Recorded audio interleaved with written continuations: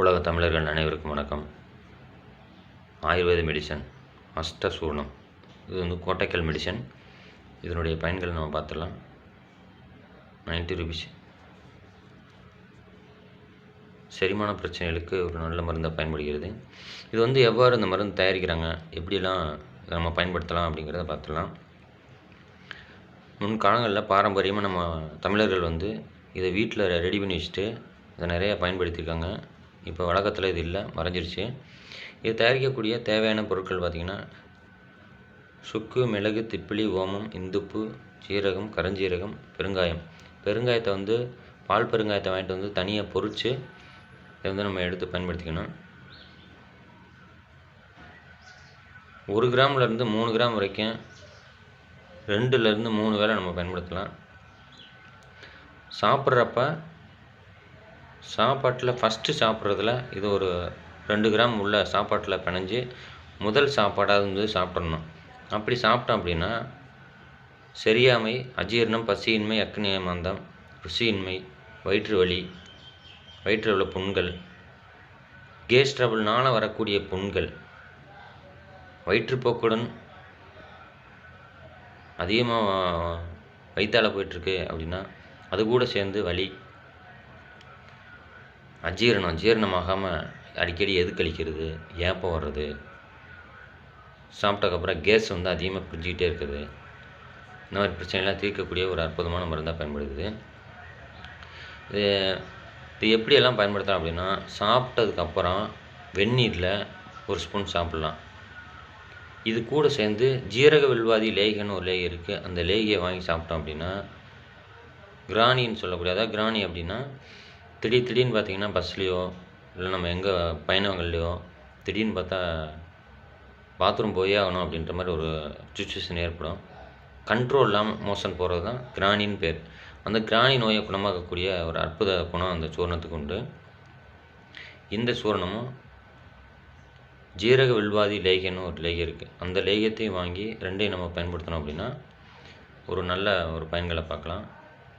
குடலில் வரக்கூடிய செரிமான பிரச்சனைகள், பித்த நீர் அதிகமாக சுரக்குது, புளிப்புத்தன்மை, நாக்கில் வந்து புளிப்பு சுவை, நாக்கு வந்து காலையில் பார்த்திங்கன்னா வெளியில் நாக்கை நீட்டி பார்த்தோம்னா அப்படியே மாசு படிஞ்ச மாதிரி வெள்ளையாக ஒரு ஃபார்ம் ஆகிருக்கும். அந்த ஃபார்ம் ஆகிருச்சுன்னா அவங்களுக்கு வந்து அஜீரண பிரச்சனை இருக்குது, ஜீரணம் வந்து ஒழுங்காக நடக்கலைன்னு அர்த்தம். தூக்கம் வராது, வாயு பிரச்சனை நைட்டில், இந்த மாதிரி பிரச்சனைலாம் குணமாக்கக்கூடிய ஒரு அற்புதமான மருந்தை பயன்படுகிறது. சரியாமையில் வந்து பார்த்திங்கன்னா கரெக்டான உணவு வந்து கரெக்டாக நம்ம ஜீரணமாகக்கூடிய அளவுக்கு நம்ம உணவை வந்து கரெக்டாக தேர்ந்தெடுத்து கரெக்டான நேரத்தில் நம்ம சாப்பிட்ணும். அப்படி சாப்பிடாத பட்சத்தில் அஜீரணம், வயிற்றில் புண்ணு போன்ற ஏகப்பட்ட பிரச்சனைகள் வரும். அந்த மாதிரி பிரச்சனைகள் வராமல் இருக்கிறதுக்கும் வந்த பிறகும் இதை பயன்படுத்தலாம். யாருக்கு எந்த பிரச்சனையுமே இல்லை அப்படின்னா கூட இதை வந்து நம்ம உணவு கூட, ஏதாவது கல்யாண வீட்டுக்கோ இல்லை ஃபங்க்ஷன் வீட்டுக்கோ இல்லை ஏதாவது ஒன்று நம்ம அளவுக்கு அதிகமாக எங்கேயாவது போய் சாப்பிட்டோம்னு உங்களுக்கு மனசில் தோணுச்சு அப்படின்னா அப்போதைக்கு இந்த சூர்ணத்தை 1 ஸ்பூன் எடுத்து வெந்நீரில் நீங்கள் சாப்பிட்டீங்கன்னா எளிமையாக ஈஸியாக வந்து ஜீரணமாயிரும். உங்களுக்கு எந்த பிரச்சனையும் இருக்காது. ஜீரண சக்தி குடல் எந்த அளவுக்கு ஆரோக்கியமாக இருக்குதோ அந்தளவுக்கு நமது உடல் ஆரோக்கியமாக இருக்கும். அந்த மாதிரி குடலில் வரக்கூடிய ஏகப்பட்ட பிரச்சனைகளை தீர்க்கக்கூடிய ஒரு அற்புதமான மருந்துகள்லாம் அதில் இருக்குது. பார்த்திங்கன்னா சுக்குக்கு மிஞ்சின மருந்தும் இல்லை, சுப்பிரமணியக்கு மிஞ்சின தெய்வம் இல்லை அப்படின்ற ஒரு பழமொழி இருக்குது தமிழ்நாட்டில். அப்படிப்பட்ட சுக்கு இருக்குது. குடலில் வரக்கூடிய வாய்வு, தலைவலி போன்ற ஏகப்பட்ட பிரச்சனைகளை வந்து குணமாக்கும். தலைக்கு வந்து சுக்கை வந்து 10 போடலாம். சுக்கை வந்து தலைவலிக்கு 10 போடலாம். பூச்சிப்பல் இருக்குன்னா அந்த சுக்கை வந்து லைட்டாக சுட்டு அந்த பூச்சிப்பல் இருக்கிறதுல வச்சு கடிச்சிட்டே வந்தோம் அப்படின்னா பூச்சிப்பல் வந்து வலி வந்து உடனே குணமாகும். உடலுடைய கொழுப்பை குறைக்கும், வாயுகளை வெளியேற்றும், நிறைய குடல் சார்ந்த பிரச்சனைகள், ஜீரண மண்டலத்தை வந்து சரிப்படுத்தும்.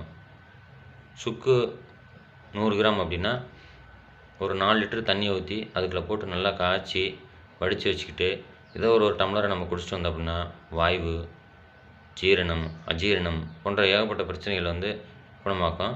அந்த குடலில் வரக்கூடிய பிரச்சனைகளை சரியாகக்கூடிய ஒரு அற்புதமான மருந்து. குன்ம நோயை கூட குணமாக்கும். மிளகு, திப்பிலி. மிளகு கப நோய்களை குணமாக்கக்கூடியது. சில பேருக்கு சாப்பிட்ட உடனே கபம் வந்து அதிகமாக சளியாகிடுச்சு துப்பிகிட்டே இருப்பாங்க. அப்படி துப்பக்கூடிய நிலையில் வந்து இந்த திரிகடுகை மட்டும் நம்ம பயன்படுத்தலாம். சுக்கு, மிளகு, திப்பிலி இதை பவுட்ரு பண்ணி வச்சுட்டு நம்ம சாப்பிட்லாம். கருஞ்சீரகம் வந்து தோல் நோய்களை குணமாக்கக்கூடிய ஒரு அற்புதமான மருந்தாக பயன்படுகிறது. சுகரை கண்ட்ரோல் பண்ணும். ஸ்கின் டிசீஸ்க்கு குளித்தேலமாக இறக்கி நிறையா பயன்படுத்துகிறோம். கருஞ்சீரகம் வந்து தோல் நோய்களுக்கும் உடலை வந்து கர்ப்பமாக்குறதுக்கும் ஒரு நல்ல மருந்தாக பயன்படுகிறது. இந்துப்பு ஓமம். இந்துப்பு மோஷனை வந்து ஃப்ரீயாக போக வைக்கும். ஜீரண மண்டலத்தை கொஞ்சம் சரி பண்ணும். பித்தத்தை வந்து அகற்றும்.